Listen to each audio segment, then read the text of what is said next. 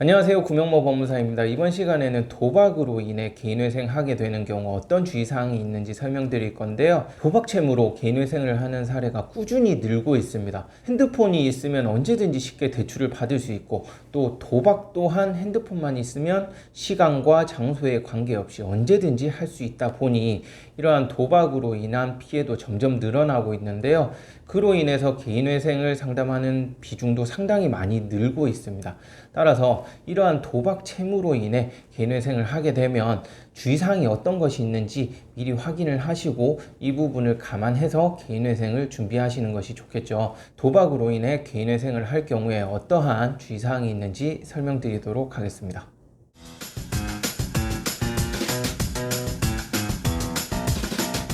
도박으로 인해서 개인회생을 할 경우 특징이라고 할 만한 부분이 최근 대출이 많다는 점이에요. 최근 대출이라 하면 보통 1년 이내의 대출을 말하거든요.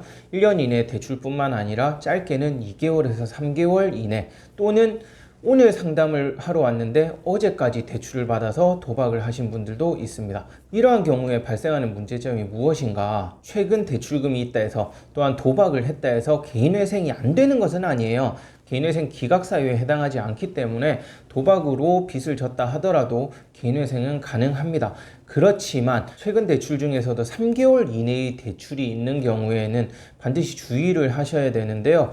왜냐하면 3개월 이내에 대출이 있으면 이자를 납입한 횟수가 적겠죠. 그럴 경우에는 채권자로부터 고소를 당할 수 있습니다. 사기로 고소를 당할 수 있기 때문에 반드시 이자는 적어도 3회는 납부를 하고 개인회생을 신청하는 것이 중요하고요. 다만 모든 금융기관에 대한 채무에 대해서 이자를 3번을 내야 되는 것은 아니에요. 보통 카드사의 카드론 또는 현금 서비스 등을 이용한 경우에는 반드시 이자를 납부하지 않았다고 해서 카드사에서 고소를 하지는 않습니다. 카드사에서는 고소하는 경우가 거의 없다고 보시면 되기는 하는데요. 다만 그렇다 하더라도 카드론을 많이 받은 경우, 몇 천만 원의 대출을 받아서 곧바로 회생을 한다. 그럴 경우에는 충분히 이의 신청이 들어오기도 하고 문제의 소지가 발생할 수 있기 때문에 그 부분에 대해서는 미리 상담을 통해서 문제가 되지 않을지 확인을 하고 진행하시는 것이 중요하겠고요. 그 외에 저축은행이나 대부업체 같은 경우에는 반드시 이자를 3번 이상 납부를 하고 접수를 하는 것이 좋겠습니다. 제가 말씀드린 대로 대부업체나 저축은행에서는 실제 고소를 하거든요. 사기로 고소를 하게 되면 발생하는 문제는 그 사기 고소에 대한 사건 결과가 나올 때까지는 개인회생 사건이 중지가 돼 버려요. 그렇기 때문에 개인회생 자체가 상당히 시간이 길어지게 되고요. 두 번째는 사기죄 유죄가 나왔을 경우에는 그와 관련된 사기죄가 된 채무에 대해서는 개인회생 면책이 되지 않습니다. 다만 사기죄가 유죄가 나왔다 해서 개인회생 자체가 안 되는 것은 아니고 그쪽에서 고소한 그 채무에 대해서는 면책이 되지 않으므로 그 채무는 별도로 변제를 할 수밖에 없다는 점 알고 계셔야 될 것 같아요. 도박을 했다 해서 무조건 원금을 다 갚아야만 개인회생이 되는 것은 아니에요. 제 영상을 보셨다면 도박 채무로 인한 개인회생도 원금 탕감을 받는 경우가 상당히 많습니다. 어느 경우에 이 원금을 탕감받을 수 있는가? 모든 법원이 다 똑같은 건 아니고요. 서울회생법원이나 인천지방법원, 수원지방법원 같은 경우에는 도박으로 인한 개인회생의 경우에도 실제 도박에 투입한 자금이 얼마나 되는지가 중요하거든요. 대출을 받아서 전액을 도박으로 탕진한 경우에는 더 이상 말할 것도 없이 무조건 원금을 다 갚지 않으면 회생이 되지 않는 것은 전국 어느 법원이나 동일합니다. 그렇지만 내가 대출을 받아서 일부는 도박에 쓰고 일부는 생활비나 이자 납입에 사용했다. 그럴 경우에는 그러한 부분을 충분히 소명을 해서 변제 금액을 일부 줄일 수 있거든요. 원금 탕감도 가능하게 됩니다.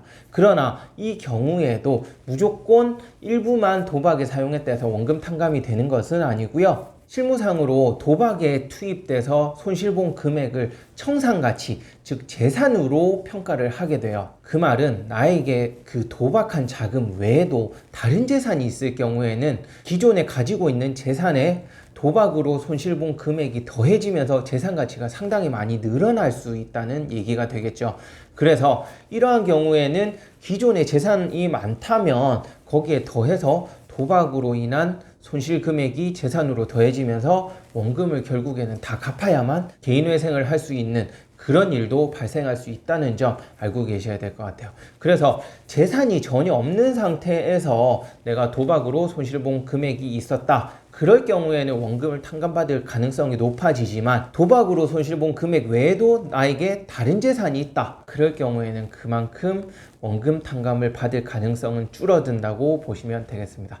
네, 이번 시간엔 도박으로 인해서 개인회생을 하게 될 경우 어떤 주의사항이 있는지 설명드렸는데요. 도박으로 인해서 개인회생을 할 경우에는 원금을 탕감받을 수도 있지만 나에게 그 외에 재산이 있다면 그만큼 원금 탕감을 받을 가능성은 떨어집니다. 이 영상 보시고 그 외에 궁금한 사항이 있으시면 언제든지 전화 주시기 바랍니다. 제가 항상 직접 상담하고 있거든요. 그러니까 부담 갖지 마시고 언제든지 전화 주시면 제가 그 개인회생이 가능한지 여부에 대해서 알려드릴 테니까 연락 주시기 바랍니다. 네, 끝까지 시청해 주셔서 감사하고요. 구독, 신청, 좋아요도 꼭 부탁드리겠습니다. 감사합니다.